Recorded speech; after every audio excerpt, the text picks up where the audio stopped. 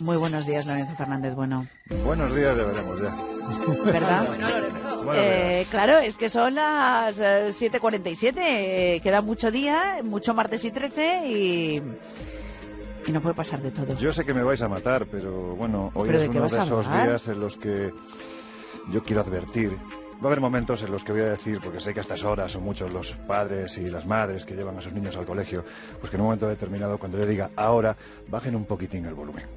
Sí, porque a veces lleva el mando en el volante y se puede bajar. Pues también, ¿no? pues Sí. también es verdad. Sí. Mucho más podemos. ¿De qué vas a hablar? Vamos a hablar de marcas, de tatuajes. Ese es el... Bueno, Bueno, pues yo mira que me quiero hacer uno, un clavel ahí. Sí. Sí. Yo me estoy pensando en hacerme una. Eso cosita. es lo que es la traducción de la palabra estigma en latín. Ah. Estigma quizás está más asociada, como sabéis, al ámbito religioso.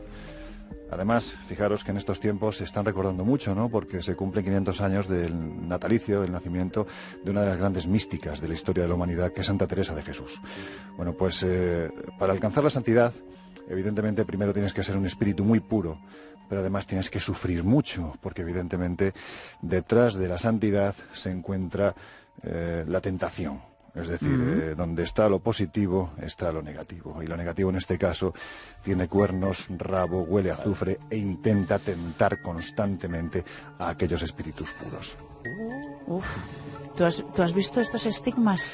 No, no los he visto, pero sí he investigado uno de los casos más desconocidos que a mí más me ha sorprendido, de la que posiblemente sea la última gran estigmatizada de la cristiandad. Para que os hagáis una idea, una señora, una monjita llamada María Luisa Zancajo de la Mata, esta monja también abulense, nació en Sinlavajos, en Ávila, pues pasó por ser una persona tan olvidada que ni siquiera en el lugar donde pasó los últimos días de su vida, que fue la localidad de Ellín, en Albacete, prácticamente cuando yo fui a investigar este caso, es que la mayoría de la gente ni la conocía.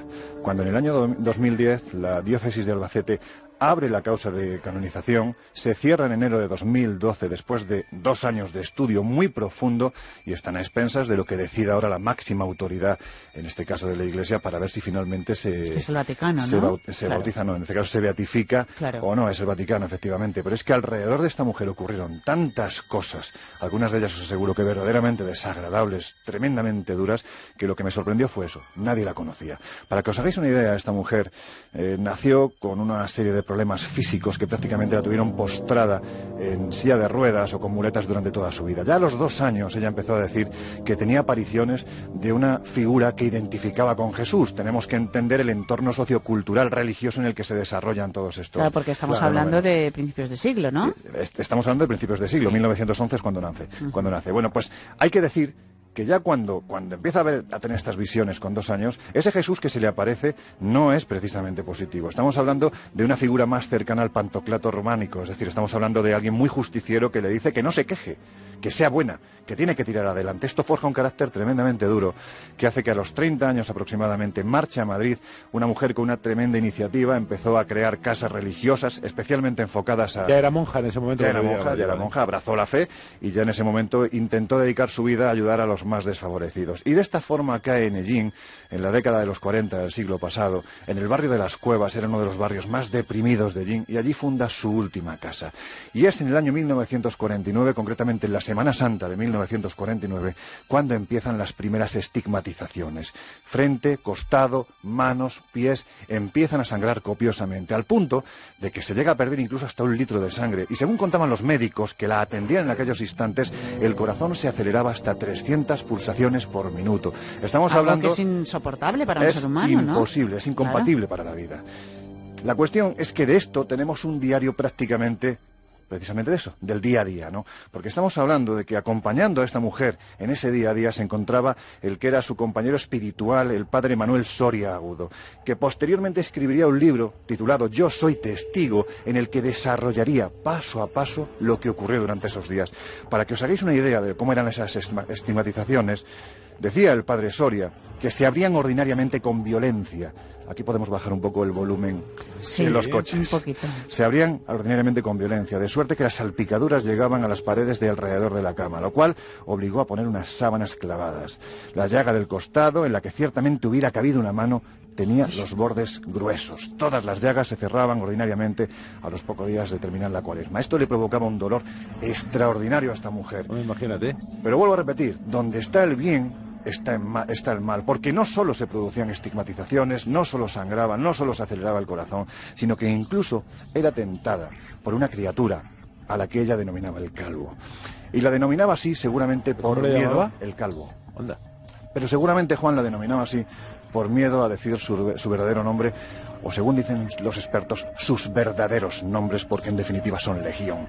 Para ella no era ni más ni menos que la representación del mismísimo demonio. Una criatura que cuando se aparecía le hacía pasar pues un auténtico calvario, ¿no? Para que os hagáis una idea. Decía, claro, pero una cosa, cuando se le aparecía a ella, porque ella era la única persona que lo veía. Ella era la única persona que lo veía, pero sin embargo los que estaban alrededor percibían perfectamente su presencia. Y aparte de este sacerdote, de este cura que sí daba fe, nunca mejor dicho, de estos estigmas, ¿había alguien más que lo viera? Porque sí me parece curioso que no la conocieran en el pueblo. Pues estaría todo el mundo hablando de la señora que se le abre las carnes. Pues se mantuvo en el más absoluto de los secretos. Es decir, pensad el momento en el que estamos, ¿no? A finales de los 40, principios de los 50 del pasado siglo.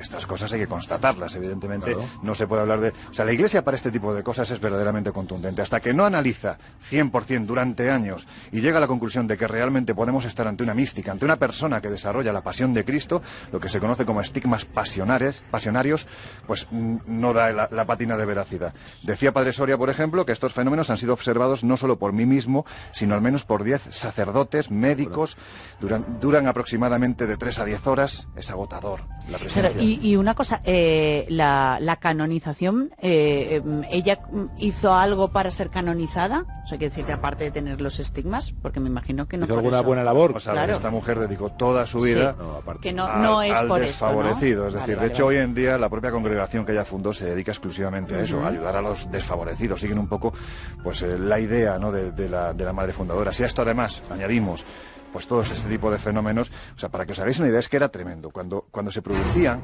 los ataques de esa figura, tenemos que decir que quedaba reflejado por escrito. Decía, por ejemplo, el padre Soria, vuelvan a bajar el volumen.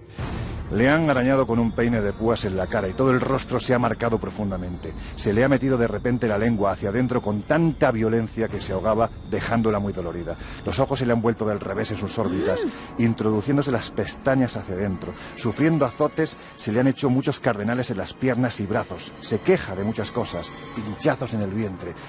¿Hay documento gráfico de todo esto? Hay documentos gráficos, hay una película, verdaderamente. Hemos visto alguna fotografía en el streaming de la señora un poco con la cara un poco ensangrentada. Las fotos son brutales, pero la película hay una grabación de aproximadamente entre 8 y 10 minutos donde se desarrollan esas estigmatizaciones, donde prácticamente ella, te puedo decir que casi da la sensación de que levita. Es una película que ha visto muy poquita gente, precisamente en Ellín, donde pasó sus últimos días, pero que sorprende. Es evidentemente parte de la prueba que se ha presentado a la hora de intentar validar la canonización, la beatificación de esta mujer. ¿Cómo se llama? María Luisa Zancajo de la Mata. Uf, madre mía. Bueno, pues nada, una bonita historia para el martes y 13. Sí, pero un poco de miedo da.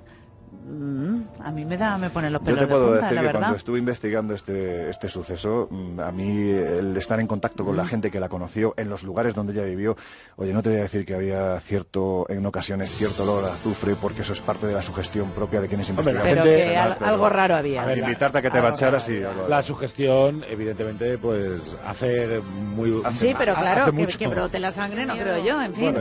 Bueno, Lorenzo, que tengas una bonita semana. Lo mismo os deseo. Y que el martes que viene tengamos algo un poquitito más agradable. Hablaremos de cajas de demonios, si os apetece. Lorenzo Fernández, bueno, hasta la semana. Gracias.